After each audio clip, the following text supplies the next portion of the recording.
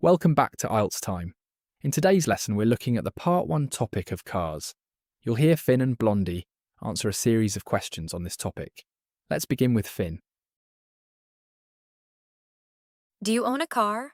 Or would you like to own one in the future? At the moment, I don't. I live pretty close to campus, and most places I need to go are easily accessible by public transit. That said, I'd definitely like to buy one in the future, especially once I start working full-time. Having your own car just gives you so much more freedom, particularly for weekend trips or getting to places that aren't well connected by buses or trains. How often do you travel by car? Not very often, to be honest. Since I live close to my university, I usually just walk to classes, and I rely on public transport for most other things. I only really end up in a car when my friends give me a ride somewhere or when my parents pick me up for the holidays. So yeah, I ride in one from time to time, but it's not part of my daily routine. What types of cars do you like? I'm quite into compact sports sedans because they strike a nice balance between performance and practicality. They look sporty and exciting, but they're still practical enough for everyday use. I also really like electric vehicles because the technology behind them is fascinating. Do you think car colors are important? Yeah, to some extent. I think the color can say a lot about a person's taste. Some people stick with neutral options like black, white, or silver because they look clean and hold their value better, while others go for bright colors to stand out. At the end of the day, though, color is secondary for me. I'm way more focused on things like safety, reliability, and fuel efficiency. Do you prefer to be a driver or a passenger? I definitely prefer being a passenger, mainly because it's way more relaxing. As a passenger, I can just kick back, listen to music, chat with friends, or check my phone without having to focus on the road. Driving is fun, but it comes with a lot more stress, especially in heavy city traffic. So if I have the choice, I'd rather let someone else take the wheel. What do you usually do when there is a traffic jam? Since I don't drive, I usually experience traffic jams as a passenger, so I just try to make the most of the delay. I'll usually pop in my earbuds to listen to music or a podcast, scroll through social media, or catch up on messages. If I'm with friends or family, we'll just chat to pass the time. It's actually a nice way to kill time without feeling too stressed about the traffic. Did you enjoy traveling by car when you were a kid? Yeah, I really did. My family used to take road trips during the school holidays, and I always looked forward to them. I loved looking out the window, picking the music, and stopping at different spots along the way. When you're a kid, even a short drive feels like a mini adventure, so those trips are definitely some of my favorite childhood memories. Have you ever taken a long road trip by car? Yes, a few times.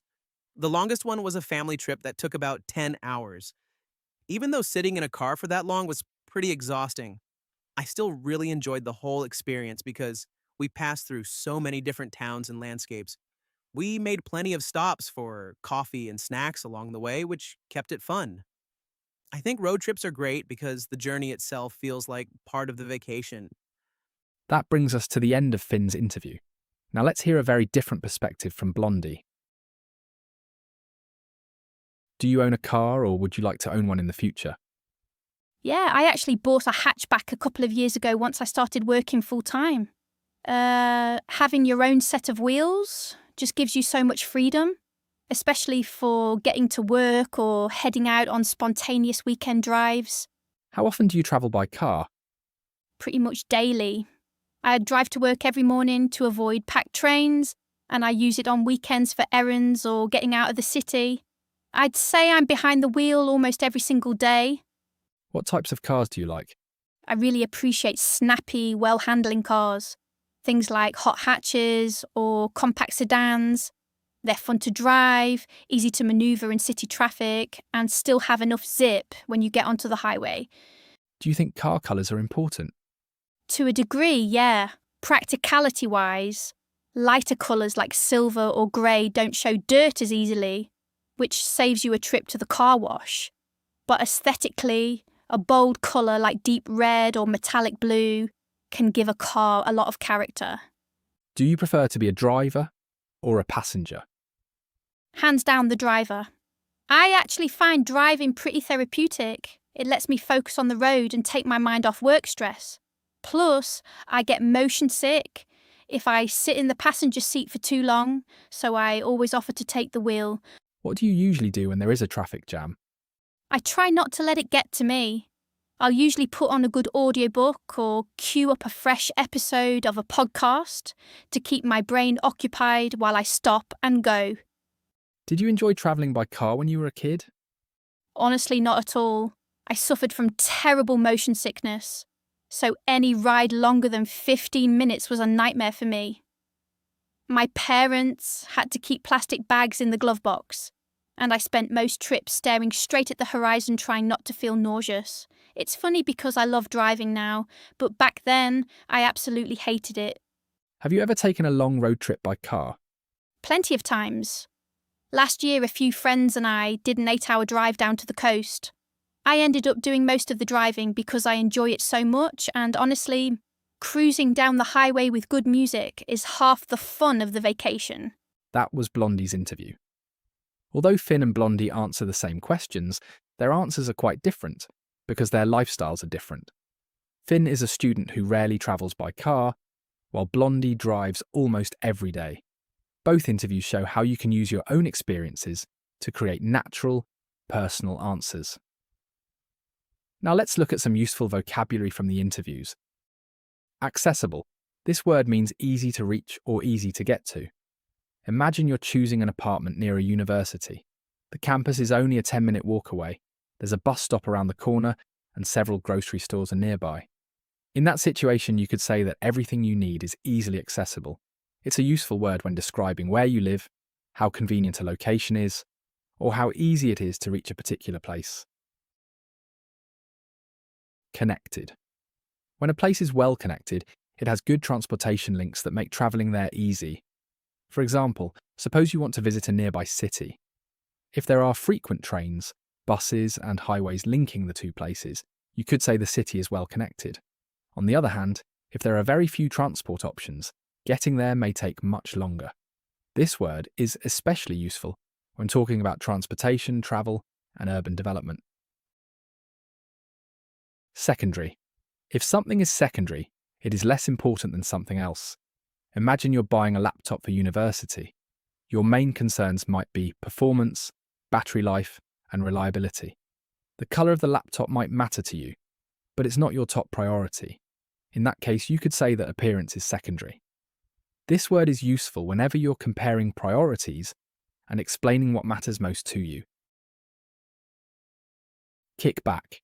This is an informal expression that means to relax and enjoy yourself. Picture yourself finishing a difficult exam or completing a major project. After all that hard work, you might go home, kick back on the sofa, watch a movie, and enjoy a quiet evening. It's a casual expression that native speakers often use when talking about relaxing during their free time. Hatchback. A hatchback is a type of car with a rear door that lifts upward, giving easy access to the storage space in the back. Many people choose hatchbacks because they're compact, practical, and easy to park. Imagine living in a busy city with narrow streets and limited parking spaces. A hatchback can be a very convenient option because it's smaller and easier to maneuver than many larger vehicles. Having your own set of wheels. This is an informal way of saying that you own a car. Imagine you've just graduated and started your first full-time job. After saving money for several months, you're finally able to buy a car. At that point, you might feel excited about having your own set of wheels because it gives you the freedom to travel whenever you want. This expression is common in everyday conversation and sounds friendly and natural. Spontaneous.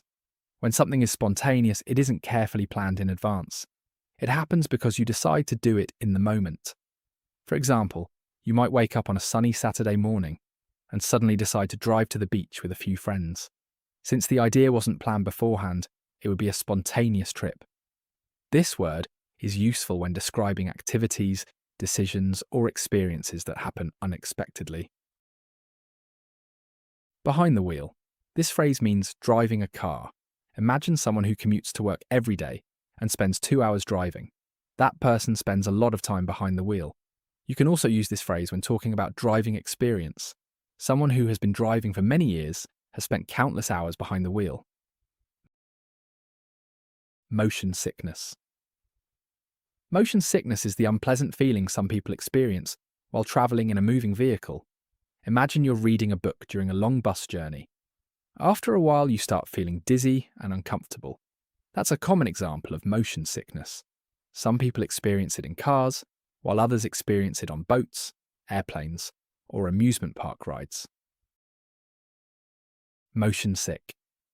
While motion sickness is the name of the condition, motion sick describes how a person feels when they are experiencing it. For example, if someone feels dizzy or uncomfortable during a car journey, they can say, "I feel motion sick," or "I get motion sick when I travel on winding roads." This phrase is especially useful when describing personal experiences because it focuses on your own feelings rather than the condition itself. That's it for today's lesson on cars. If you'd like more practice, extra lessons, and exclusive content, consider becoming a member. Keep practicing, and I'll see you in the next one.